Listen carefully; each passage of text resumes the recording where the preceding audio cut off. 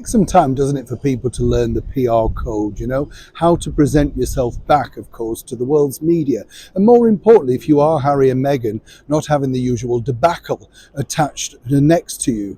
Nothing could have hurt more, as everybody knows, than being called grifters. We've cleaned that up, obviously, by a major giant company like Spotify. As I said to you before, though, foolish them for giving millions of pounds. And we also pointed out a couple of days ago now the very difficult decision that the boss of Netflix has to deal. Because you see, ridiculed at a major event like the Golden Globes is one thing, but then you've got your employees on the other side, some that you may now need to lay off, all due to the fact that streaming is being cut back fancifully to a cost of living crisis, as one can imagine. Who can afford to simply pay for all that sort of stuff? But now, of course, Harry and Meghan are, some people suggest, simply one step ahead of the curve. Or are they?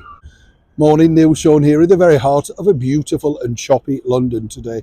Nice to have your company. It's a strange thing, isn't it? Because we have it over here, and I'm sure you have it in your part of the world. Politicians now, are not just called outright liars like Rachel Reeves, who, just lifted stuff for somebody's book and all that sort of stuff. She is a budding Labour person. She just misspoke, or it was a mistruth. No. You borrowed it, you lifted it, you're a liar. That's the bottom line. We were called that in school, were we not? If you got caught by the teacher, that was the deal. And you were, I don't know if you were meant to do this, brought to the front of the class and stood facing the wall. Yeah, do you remember that? You look the sort that, yes. Oh, I can definitely see that in you.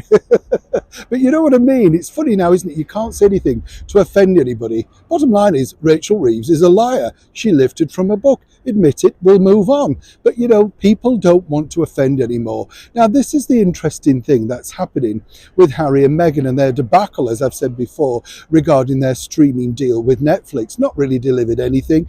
I think you could say, in fairness, Netflix got what they wanted from the couple. They had that association. Harry and Meghan mentioned it in the Oprah Winfrey interview about The Crown. And then, of course, they delivered in spades with the trashy docu-series. So if you were looking at your money's worth, you might say in publicity, certainly you got what you wanted out of them.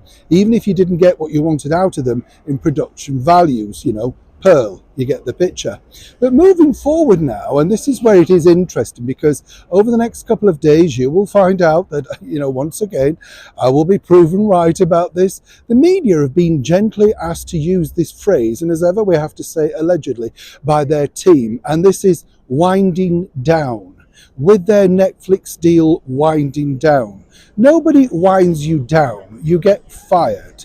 If you don't deliver what the company wants, end of, you're given the bullet. That's the deal. So, when you see this phrase pop up very soon about how, they were chatting to all these major people at that recent Bob Marley affair, then of course you'll know that it's not really being axed, it's trying to connect. But let's not forget, Meghan and Harry have been trying to connect ever since Spotify dumped them. Audible can't come up with the money that they want, and nobody else is coming forward. So maybe that was wrong. They're not grifters. It was simply a case of winding down. Always happy to share. Neil Sean in the very heart of London.